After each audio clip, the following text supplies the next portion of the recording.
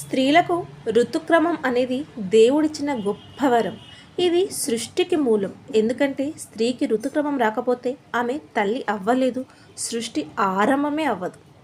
స్త్రీలకు నెలసరి వచ్చినప్పుడు పరిపక్వం చెందని అండాలు ఋతుస్రావం ద్వారా బయటకు వెళ్ళిపోతాయి. అందుకే స్త్రీలు ఈ 4 రోజులు కూడా దైవ కార్యాలని, పితృకార్యాలని ఎట్టి పరిస్థితుల్లో చేయకూడదు. వీటికి దూరంగా ఉండాలి. చాలామంది స్త్రీలలో ఉండే సందేహం ఏంటంటే, ఈ 3 రోజులు దీపారాధన చేయొచ్చా, దేవుడిని పూజించవచ్చా, గుడికి వెళ్ళొచ్చా అని. మీకు కూడా ఈ సందేహం ఉన్నట్లయితే ఇప్పుడే తెలుసుకోవచ్చు. దైవ కార్యాలకు దూరంగా ఉండాలి. నిజానికి స్త్రీలు ఈ 3 రోజులు కూడా ఎలాంటి దైవ కార్యాలలో పాల్గొనకూడదు. దీపారాధన చేయటం, పూజ చేయటం ఇలాంటివి కూడా చేయకూడదు. నిత్య పూజ చేసుకోవడం కూడా తప్పు అని శాస్త్రం చెప్తోంది. సూర్య నమస్కారాలు చేయడం వంటివి కూడా చేయకూడదు. 3 రోజుల తర్వాత దీపం పెట్టొచ్చా, పూజ చేయొచ్చా అంటే, హిందూ ధర్మశాస్త్రం ప్రకారం ముట్టు 3 రోజులు.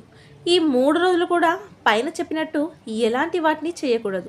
4వ రోజు తలస్నానం చేయాలి. 5వ రోజు మారు స్నానం తర్వాత మాత్రమే దేవుడి గదిలోకి వెళ్ళాలి. అప్పటి వరకు దూరంగానే ఉండాలి. మారు స్నానం చేశాక పూజ గదిలోకి వెళ్ళి దీపారాధన చేయొచ్చు. అలాగే నిత్య పూజని చేయొచ్చు. ఎవరైనా వాయినానికి పిలిచినా 5వ రోజు మాత్రమే వెళ్ళాలి. 4 రోజులకు కూడా పనికిరాదు. ఈ 4 రోజులు కూడా తులసి మొక్కని ముట్టుకోవడం, తులసి మొక్కకి నీళ్లు పోయడం, తులసి దళాలను కోయడం వంటివి కూడా చేయకూడదు. మరి వంట చేయొచ్చా, చేయకూడదా, ఇలాంటి సందేహం ఉండొచ్చు. చాలామందిలో ఈ సందేహం ఉంటుంది. ఋతుక్రమం సమయంలో ఇంట్లో పనులు చేసుకోకపోతే కష్టంగా ఉంటుంది. పిల్లల్ని స్కూల్కి పంపించాలి, భర్తని ఆఫీస్కి పంపించాలి. మరి అలాంటప్పుడు వంట చేయకపోతే ఎలా, కష్టంగా ఉంటుంది కదా అని చాలామంది స్త్రీలు అడుగుతూ ఉంటారు.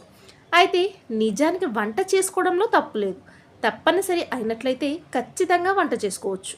కానీ వంట చేసుకునేటప్పుడు కొన్ని నిలువ ఉండే వస్తువులను ముట్టుకోకుండా పక్కన ఉంచుకోవడం మంచిది. మొత్తం బియ్యాన్ని కాకుండా కొద్దిగా పక్కకు ముందే పెట్టి ఉంచి వాడటం వంటివి చేయాలి.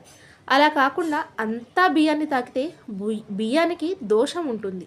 రేపు ఏమైనా నైవేద్యంగా బియ్యంతో చేయొచ్చు, అప్పుడు పనికిరాదు కదా.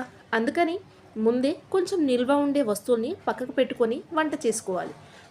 నిల్వ ఉండే ఊరగాయలు వంటివి కూడా ముట్టుకోకూడదు. కొంచెం పక్కకు తీసుకోవడం, లేదంటే ఎవరినైనా ఇవ్వమనడం వంటివి చేయాలి. అయితే తప్పనిసరి పరిస్థితుల్లో ఇలా వంట చేసుకోవడంలో ఎలాంటి తప్పు లేదు. 4వ రోజు అన్ని వస్తువుల్ని తాకవచ్చు. కానీ దైవ కార్యాలకు, పితృకార్యాలకు దూరంగా ఉండాలి.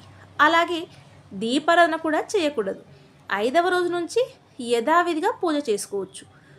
మరి పసుపు, కుంకుమ, పూలు ఎప్పుడు పెట్టుకోవచ్చు? ఋతుక్రమం అయిన సమయంలో పసుపు, కుంకుమ, పూలు, కాటుక వంటివి పెట్టుకోకూడదని చాలామంది పాటిస్తూ ఉంటారు. అయితే 4 రోజులకు కూడా వీటిని పెట్టుకోకూడదు.